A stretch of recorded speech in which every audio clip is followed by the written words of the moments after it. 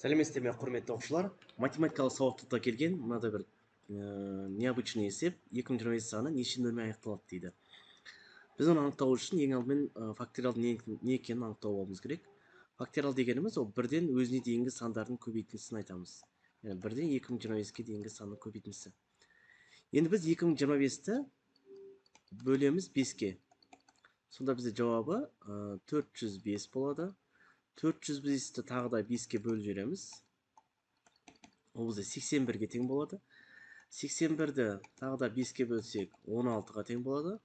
16-ны 5-ке бөлсек бізге 3-ке тең болады. Яғни бүтін бөліктерін ғана аламыз.